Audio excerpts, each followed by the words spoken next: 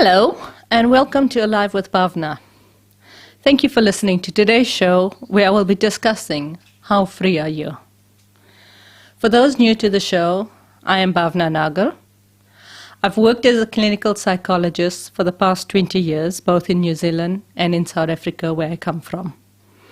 I came to New Zealand 14 years ago. My business is called Alive Psychology. Although my mindfulness practice started in South Africa, it grew and matured into the self-love practice here in New Zealand. This resulted in me writing a book entitled Self-Love, The First Step, that gives people tools on how to improve their relationship with themselves. The book combines trusted psychological approaches with reliable mindfulness practice, so you get the best of both worlds. Last time, I spoke about the nature of the mind and how it has the power to either create a hell out of heaven or heaven out of hell. Today, let's consider the freedoms we have. Compared to the world that our grandparents lived in, we have considerably more freedom. We have greater cultural and religious freedoms, as well as greater degree of racial and gender freedoms. We live in a world where gender is no longer exclusively defined by the two camps, male or female. We live in a world where sexuality has more options as well. With the information explosion, we have a choice on what news we follow, where we get our news or entertainment from. We are no longer limited to what our government decides as being our source of news or determining what we watch on TV. So much external freedom and choices. But are we free? The definition of freedom is the power or the right to act, speak, or think as we want. So, do you have the power to act and feel a sense of peace and happiness? No one is taking that right away from you, so it must be about your power to feel peaceful and happy. The last part of that definition is as one wants. Who doesn't want to feel peaceful and happy? It is something we all want, and most people are striving all of their lives for happiness and peace. Can you use your power and your choice to sit for 2 minutes and allow yourself to feel peaceful and happy? Or does your mind challenge this idea? Choosing to be distracted, thinking about things that causes you distress, or just not allowing you to feel peaceful and happiness for absolutely no reason at all. With messages like, this is crazy, I can't be happy now, there's too much things going on. Maybe once that one thing is finished, then I can think about sitting and being happy. For me, this is what real freedom is, where I have the power and the choice to live the way I want, and that is in peace and happiness. Yes, I'm grateful and celebrate my external freedoms that generations have fought for me to have. It is because of their fight and their sacrifice that I am sitting here today and talking to you, and that you can listen to this show. The other day, while in a store, I heard a song. I loved the words of the song because it was so true. The words were, free your mind and the rest of you will follow. When I got home, I Googled the song, and it spoke about freeing ourselves from racial prejudices. I see these words as being the truth of life and not purely limited to one type of limitation. Once we free our minds, we can truly experience freedom. Before we can set ourselves free in our minds, we need to understand where we are and how we keep ourselves trapped in the hell loop that is our lives. There's an old Cherokee story about the two wolves. According to the story, an old Cherokee is teaching his grandson about life. He says, there's a fight going on inside of me. It is a terrible fight, and it's between two wolves. One is evil. He is anger, envy, sorrow, regret, greed, arrogance, self-pity, guilt, resentment, inferiority, lies, false pride, superiority, and ego. The other is good. Here is joy, peace, love, hope, serenity, humility, kindness, benevolence, empathy, generosity, truth, compassion, and faith. The same fight is going on inside you and inside every other person too. The grandson thought about this for a while and then asked the father, which wolf will win? And the Cherokee replied simply, the one you feed. Thinking of the story, let's look at how we feed our negativity and keep ourselves distressed before we look at how to feed and grow our happiness and peace, and thereby live the way you want to be, with freedom. So, what are you feeding your mind?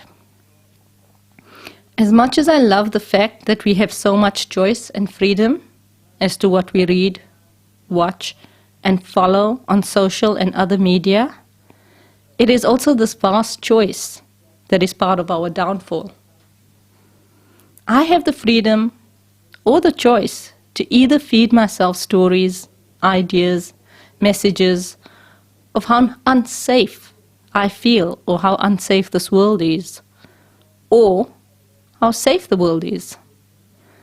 Like the old saying goes, bad news sells newspapers.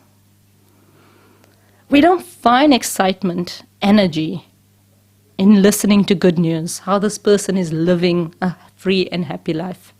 Those movies are not that interesting. Bad news sells. We are drawn towards controversy, drama, something juicy to talk about and debate with our friends. Whether it is big stuff like a war or small things like what the royals are doing, our minds and hearts react the same way. We become engrossed in it. The story takes on the same level of energy and importance in our lives. I'm not advocating that we bury our heads in the sand, pretending that all is right and having a Pollyanna attitude to the world. Yes, we need to know what's going on and to be able to take appropriate action to help and change the world for the better, just like how our ancestors did for our external freedoms that we have today. What I am talking about is how do you react to what you read or hear? How are you engaging with the material? I'm more interested in the how than the what. If the how comes from a position of loss of freedom, then it is not good for you or for others. So, look at the news feeds on your social media or the news items that you're drawn to in the news, or how much time you spend listening to news or reading various news outlets. When you read or listen to this, how does it feel in your body? Does it fit? Does it fill you with peace or happiness? Or do you feel your body constrict and tighten?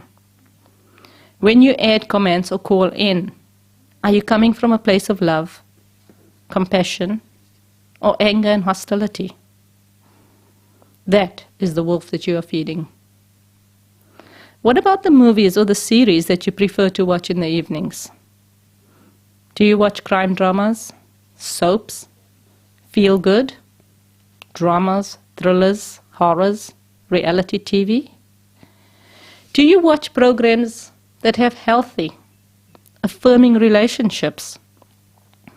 Or do you prefer watching ones where one person dominates, manipulates, or harasses another person? I remember a long time ago I used to enjoy watching Criminal Minds. I found it intriguing how the criminal mind worked and surprised by how depraved we as humans can be. Then on a retreat, I realized how watching the series affected my mind and my body. Mentally, I replayed some of the horrors that were committed in the series, feeling the disgust in my body, and the fear that I saw in the victims. That's when I realized that it was not just entertaining and that the show did not end when I switched off the TV. No, the show continued to live on in my mind and in my body, in how I thought. You may notice that you think about the movies, series or shows that you watched last night during the day. Some series characters become so familiar to us that they feel like we know them. They're part of our family. And just like someone close to us, we think about them often, replaying the scenes, thinking how I would react if that person did that to me, or just even quoting them. I remember while watching something like The Big Bang Theory, and Sheldon, more than any other character, occupied greater time and space in my mind than other characters. Psychologically, there is tons of evidence to support the idea that whatever we feed our minds normalizes the unhealthy behaviors. Basically, monkey see, monkey do.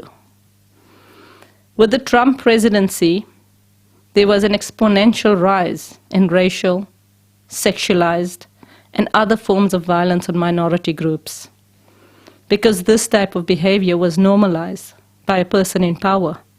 And the more people saw this, the more those that were prone to doing this type of behavior felt empowered and legitimized.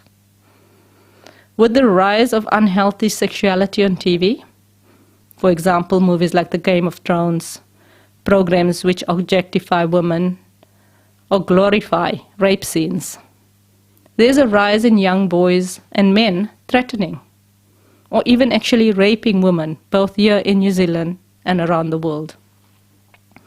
Research has shown that the more these behaviors are normalized on TV or games, the increased likelihood that people will engage in these behaviors. Just for this week, become aware of what you are feeding your mind. Are you giving it healthy role models or unhealthy role models? Because what we watch or read is not just entertainment. It's changing and rewiring my mind into what is acceptable and unacceptable behavior. You cannot have freedom if you're poisoning the well. Next, notice what you talk about. Again, this is likely to be influenced by what you're feeding your mind. And talking about stuff is another way in which we fuel our minds or feed our minds. Like with the media, we replay these talks whenever we want. So, they don't end when the conversation ends. How many times have you gone through a conversation afterwards and thought, should have said that, and then you replay the conversation with you saying that bit? And not just once, but you have this conversation a few times in your mind. Are you focusing on problems, dramas, conflicts, hot, controversial topics? Or do you focus on the pleasant stuff in the world? Do you like to argue with passion and get worked up by other people's ignorance, stupidity, etc.? Do you enjoy a good gossip? Putting people down, celebrating other people's failures, so that you can feel better about yourself. Based on what we focus on in our social media, news, entertainment, and interactions, you will either have a belief that the world is safe or unsafe. If we believe that the world is unsafe, we live in fear and hostility. Everything and everyone is a potential danger to us. So we have to make a plan on how to protect ourselves. Or how will I react if that thing happens? In this way, I live in fear. Or my negative wolf is winning the battle for my heart, mind, and soul. So the freedom of choice to live the way I want to is diminished. I'm a victim of my mind and my fears. I have no freedom of choice. If you feel the world is unsafe, social interactions might be perceived as a challenge, a problem, or conflict. We believe that people are out to get us, to hurt us, to betray us. And often these beliefs are reinforced by other people's behaviors. This keeps the vicious circle of distress turning. Depending on how badly we feel hurt or betrayed by others, we might feel that attacking others is the safest option. So we become angry and hostile. As they say, hurt people, hurt people. Attack is the best form of defense. If I'm hurting others, then I don't have to feel my pain, and hurting others feels justified. But that means that I cannot be free to live in peace and happiness, because these cannot grow in the soil of anger, hostility, or fear. So, if I want these positive feelings, I need to create the right environment for these feelings and emotions to grow. From this talk so far, some of these changes are obvious. It's about changing what I feed my mind and my thoughts throughout the day. Changing from feeding the negative wolf to feeding the positive wolf. So, looking at news feeds or social media posts about positive things. This is the great thing about the endless choice of who or what we want to follow on social media. There are several Facebooks or Instagram accounts that is dedicated to feeding the positive, encouraging and supporting you to grow in self-love and worth and positivity. You can post your journey and others will congratulate you, support you, and help you grow in that direction. Same with entertainment. Choose wisely what you watch, stream, or read. Again, there's an endless source to support our growth. I recently did a home retreat and realized that YouTube is full of amazing mindfulness teachers that support and grow the sense of living in peace, happiness, and kindness. And it's on YouTube, so you don't even need a subscription to a streaming company to get access to this wealth of information. And it's all by the top teachers in the world for free. One of the quickest and easiest way of getting out of the fear and poverty mentality is to do a gratitude practice. I've never been a fan of gratitude diaries because generally people write in it what they think they should be grateful for. I've spoken previously about doing a lightning journal instead of a gratitude journal. A lightning journal is just about noticing those tiny, fleeting moments in the day when you feel less distressed, or when you smiled, or that fleeting moment where you relaxed, had that sip of coffee, smiled at your child, played with the dog. Just a tiny moment. And that's why I call it lightning, because it's short, it's brief, and it passes in an instant. So the first step is notice the lightning moments. And then, when you're ready, bring in thankfulness for that tiny moment or experience. Bring in gratitude. What gratitude does is it changes my perception bias from what I don't have and what is wrong in my life to what is good and what I do have. It makes me feel that I'm cared for and that these gifts are given to me freely without me having to do anything.